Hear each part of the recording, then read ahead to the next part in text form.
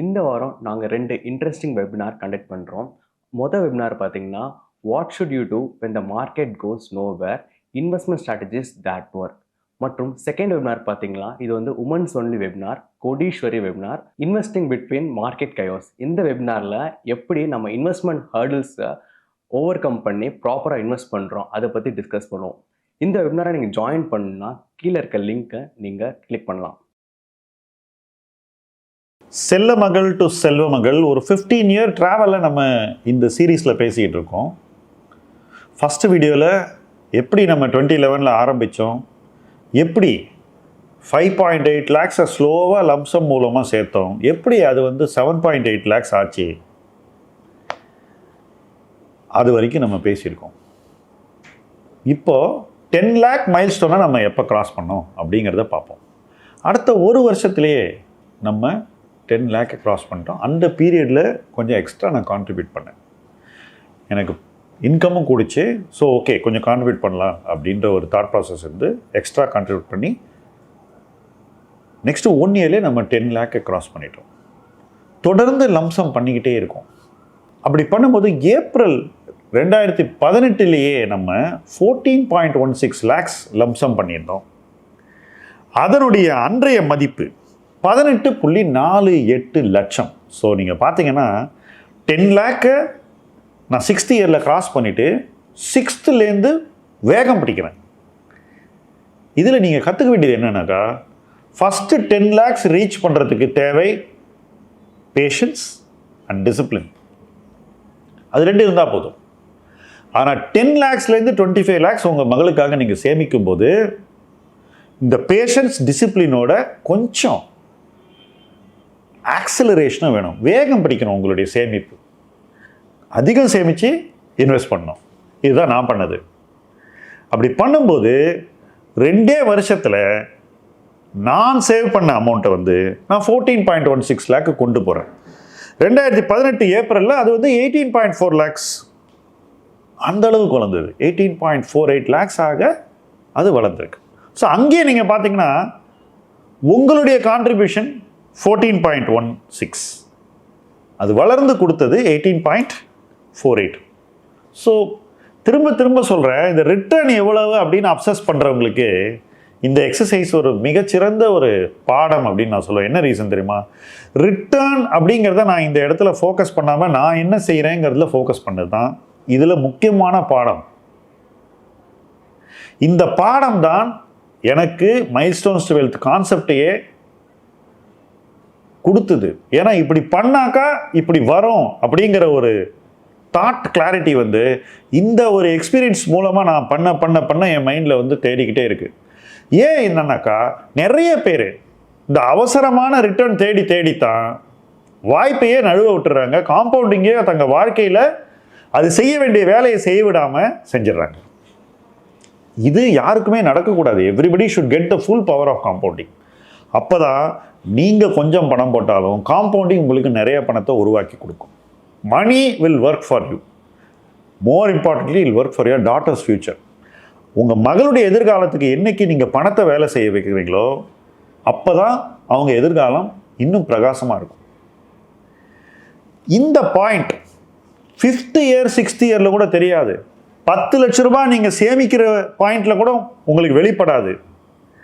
10 லட்ச ரூபாயிலேருந்து 25 லட்ச ரூபாய் நீங்கள் ஆக்சிலரேட் பண்ணுற பாயிண்டில் ஸ்லோவாக தெரிய ஆரம்பிக்கும். ஏன்னா உங்கள் வருமானமும் அந்த பாயிண்டில் கூடியிருக்கும். உங்களால் அதிகம் சேவ் பண்ண முடியும். நீங்கள் சேவ் பண்ணணும். அப்போது அதை உங்கள் கிட்டியில் போட்டிங்கன்னா உங்களுக்கு தனியாக உங்கள் மகளுக்கு சேவ் பண்ணுற அந்த மைண்ட் செட் வராது.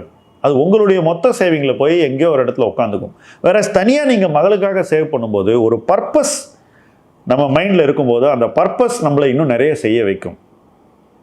when you are anchored to a purpose, இதை நான் இவளுக்காக செய்கிறேன் அப்படின்னு நீங்கள் நினைக்கும் போது அதை நீங்கள் செய்ய தவறவே மாட்டீங்க. இதுதான் என்னுடைய லைஃப்பில் நடந்த ஒரு அனுபவம். நான் 2 டாட்டர்ஸ் சேவ் பண்ணும்போது 2 பேருக்கும் ஈக்குவலாக போட்டுக்கிட்டே வரேன். இவங்களுக்கு ஒன்று போட்டால் அவங்களுக்கும் அதே அமௌண்ட். இப்படி பண்ண பண்ண என்ன ஆச்சுன்னாக்கா, புதுசாக இன்வெஸ்ட்மெண்ட் டீம்ஸ் அதில் இன்வெஸ்ட் பண்ண முடிஞ்சுது 2018. ஏன்னா 2018 ஒரு சேஞ்ச் வந்தது. ஸ்மால் கேப்பெல்லாம் விற்றோம், அந்த பணத்தெல்லாம் எடுத்து இன்னும் ஒரு சேஃபர் பிளேஸில் போட்டோம். அந்த சேஃபர் பிளேஸில் இன்னும் கொஞ்சம் அக்ரெசிவாக ஆக்டிவாக இன்வெஸ்ட் பண்ண ஆரம்பிக்கிறோம். 2018, 19 கூட நான் எஸ்ஐபி ஆரம்பிக்கல. யோசிச்சு பாருங்க, 8 வருஷம் நான் எஸ்ஐபியை ஆரம்பிக்கல. எவ்வளோ பெரிய தப்பு. ஆனாலும் லம்சம் மூலமாக அதுக்கு ஈடு செய்யும் வகையில் நான் இன்வெஸ்ட் பண்ணேன். ஸோ 8 வருஷத்துக்கு 2011 2019 வரைக்கும் நான் லம்சம் தான் பண்ணுறேன். 2020 கோவிட் வந்து போன பிறகு தான், ஃபஸ்ட்டு கோவிடுக்கு அப்புறம் தான் நான் வந்து எஸ்ஐபி அப்படிங்கிற ஒரு இடத்துக்கே வர்றேன். ஸோ ஆகஸ்ட் 2020 ஃபஸ்ட்டு எஸ்ஐபி ஆரம்பிக்கிறோம். மொத்த அமௌண்ட்டே 15,000 ரூபா தான். யோசிச்சு பாருங்கள், இதுக்கு முன்னாடி நம்ம இன்வெஸ்ட் பண்ணது அப்பப்போ லம்சம், இப்போ நம்ம இன்வெஸ்ட் பண்ணுறது மாதம் 15,000 ரூபாய். ஓகே, 4 ஃபண்டில் போடுறோம் தொடர்ந்து. ஸோ இது வந்து அப்படியே ஓடிக்கிட்டு இருக்கு. ஒரு வருஷம் ஓடுது. டிசம்பர் 2021 ஒரு சின்ன ஸ்டெப்பப் எஸ்ஐபி பண்ணுறோம். 15ங்கிறத 20,000 ஆக்குறோம். இன்னொரு 5,000 சேர்க்குறோம் இன்னொரு ஃபண்டில். ஒரு புது ஃபண்டை சேர்க்கும் போது அந்த ஃபண்டினுடைய ஒரு பர்ஃபார்மன்ஸும் போர்ட்ஃபோலியோக்கு சேருது. இது அப்படியே 2021 2025 வரைக்கும் அப்படியே தொடருது. டிசம்பர் 2021 2025 வரைக்கும். 2025 நான் இந்த எஸ்ஐபியை 20,000 27,500 ரூபாய் 7,500 ஏற்றுறேன்.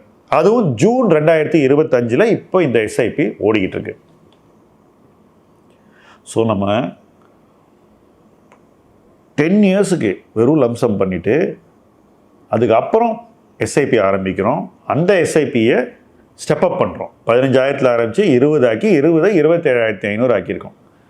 இதில் என்ன வேடிக்கைன்னா, இந்த எஸ்ஐபி பண்ண ஆரம்பித்த பீரியட்லேருந்து அதிக லம்சமே நான் பண்ணல. அது போதும் அப்படின்னு விட்டுட்டேன். ஆனால் இந்த மொத்த பீரியடில், தட் இஸ் 2019 அப்புறம் அது பாட்டு ஓடிக்கிட்டே இருக்குது.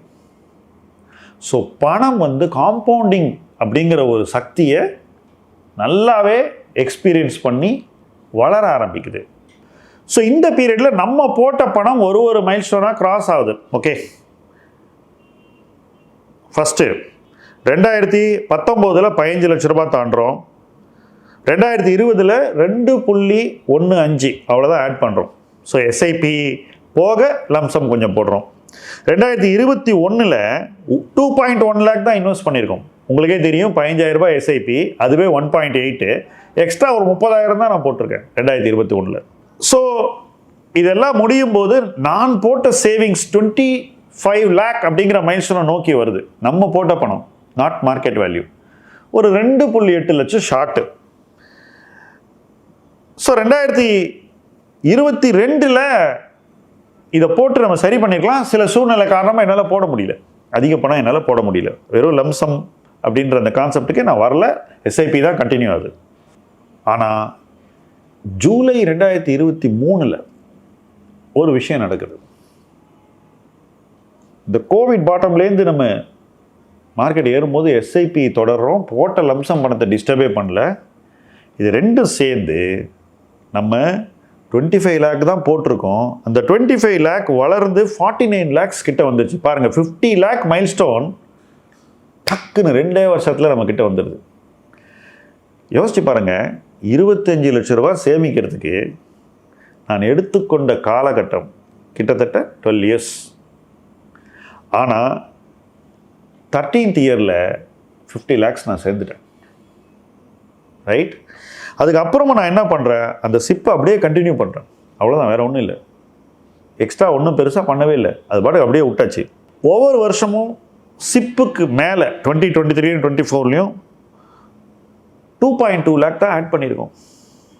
ஸோ இது வரைக்கும் நம்ம கொடுத்த பணம் அப்படின்னு பார்த்தீங்கன்னாக்கா 32.4 லேக்ஸ். இதுதான் நான் போட்ட பணம். என் மகளுக்காக 15 ஆண்டு காலத்தில் நான் சேமித்த பணம் 32.4 லட்சம் ரூபாய். இன்றைக்கி அதனுடைய மதிப்பு, அந்த போர்ட்ஃபோலியோடைய மதிப்பு 90 லட்சம் ரூபாய். ஸோ கிட்டத்தட்ட பார்த்தீங்கன்னா 15 இயர்ஸில் 32 லேக்ஸை சேவ் பண்ணி என்னுடைய மகளுக்கு இந்த M2W கான்செப்டில் 90 லேக்ஸை நான் கிரியேட் பண்ணிட்டேன். ஒருத்தருக்கு இல்லை, 2 பேருக்கு. ஸோ இது வந்து நான் ரொம்ப எஃபிஷியண்ட்டாக பண்ணேனா அப்படின்னு கேட்டிங்கன்னா ஆக்சுவலாக இல்லை. லாஸ்ட் 5 இயர்ஸாக தான் நம்ம வந்து இதை ரொம்ப எஃபிஷியண்ட்டாக பண்ணிகிட்ருக்கோம். ஆனால் ரேண்டமாக லம்சம் பண்ணோம் பாருங்கள், ஃபஸ்ட்டு 10 இயர்ஸ், அந்த பணத்தை டிஸ்டர்ப் பண்ணாதனால இந்த 5 இயர்ஸில் அந்த பணம் நமக்கு ரொம்ப நல்ல ரிட்டர்னை ஈட்டி கொடுத்துருச்சு. ஸோ அந்த டிசிப்ளின், அந்த ஒரு பேஷன்ஸ் அண்ட் அதுக்கப்புறம் நம்ம எஸ்ஐபியில் காட்டுற அக்ரெஷன், இது 3 சேர்ந்து கிட்டத்தட்ட நம்ம இப்போ 1 crore மைல்ஸ்டோன் கிட்ட வந்துட்டோம். நெக்ஸ்ட் 1 இயரில் வந்துடும்னு வச்சுக்கோங்களேன், பிரச்சனை இல்லை. ஸோ 15 இயர்ஸில் உங்கள் மகளுக்கு உங்களால் ஈஸியாக 1 crore சேவ் பண்ண முடியுங்கிறதுக்கு என்னுடைய மகள்களுடைய போர்ட்ஃபோலியோவே மிகச்சிறந்த உதாரணம். வேறு எங்கேயும் நம்ம போக வேண்டியதில்லை.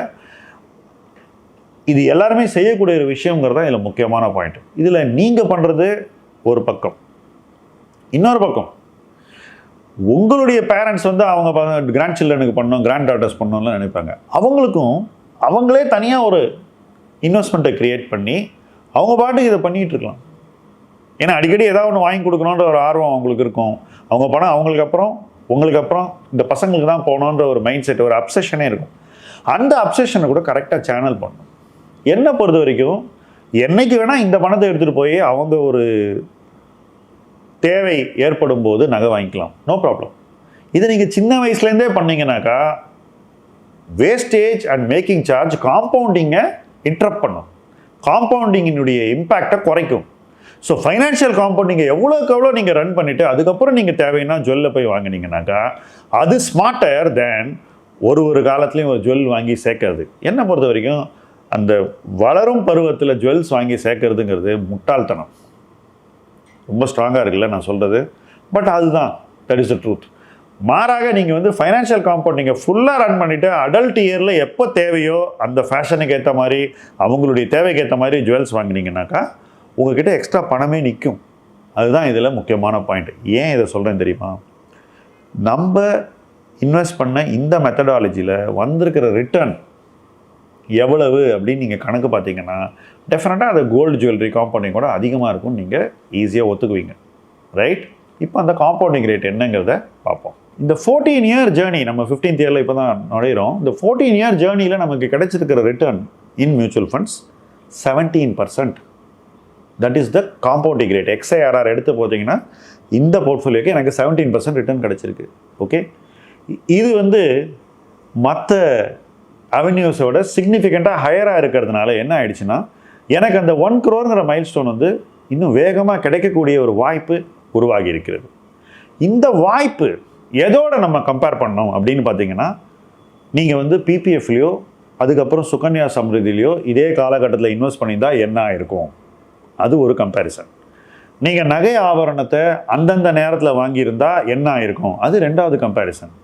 நீங்கள் பேங்க் எஃப்டிலையோ ஆர்டிலையோ போட்டிருந்தா என்ன ஆயிருக்கும், அது 3வது கம்பேரிசன். இதில் 3வது கம்பேரிசன் நம்ம பண்ண தேவையில்லை. பேங்க் எஃப்டி ஆர்டியில் பண்ணால் அது பயங்கர டேக்ஸ் இன்எஃபிஷியன்ட் அண்ட் ரிட்டர்னும் அதிகம் இல்லை. So that's not a great idea. நாம் பார்க்க வேண்டியது மெயினாக சுகன்யா சம்ருதி அல்லது செல்ல மகள் திட்டத்தில் போட்டிருக்கிறதுக்கு கிடைச்சிருக்கிற ரிட்டர்ன் வர்சஸ் இந்த ரிட்டர்ன். இந்த ஒரு கம்பேரிசன் பிரைமரி. ஜுவல்லரி அந்தந்த நேரத்தில் வாங்குறது கூட நீங்கள் கம்பேர் பண்ணி பார்க்க வேண்டிய அவசியம் இல்லை என்பது என்னுடைய கருத்து. என்ன ரீசன்னா ஒவ்வொரு பாயிண்ட்டும் நீங்கள் வந்து கேபிட்டலில் ஒரு ட்ராடவுன் எடுக்கிறீங்க. 100 ரூபாய்க்கு நகை வாங்கினா உங்களுக்கு கிடைக்கிற கோல்டு வந்து 70 rupees தான். அந்த கோல்டு தான் வளர்ந்து உங்களுக்கு ரிட்டர்ன் கொடுக்கணும். ஸோ அந்த ஒரு டிரான்சாக்ஷனே வந்து உங்களுடைய ரிட்டர்னை குறைச்சிருன்றது என்னுடைய கருத்து. ஸோ கோல்டுக்கு கிடைக்கக்கூடிய return 17% per annum over 15-20 years இருக்காது என்பது என்னுடைய கருத்து. வரலாறு அதுதான் நமக்கு சொல்லக்கூடிய பாடம்.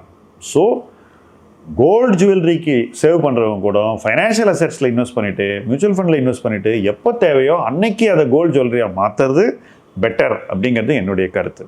ஓகே, ஸோ அடுத்த வீடியோவில் இதே பணத்தை செல்ல மகள் திட்டத்தில் போட்டுட்டு காம்பவுண்ட் பண்ணியிருந்தா எவ்வளோ ஆகியிருக்கும் அப்படிங்கிறத பற்றி நம்ம பேச போகிறோம். பட் உங்கள் மகளுக்கு 1 கோடி ரூபாய் சேமிக்கிறது அப்படிங்கிறது உங்களால் முடியும் அப்படிங்கிறத இந்த வீடியோ தெளிவுபடுத்தியிருக்கும்.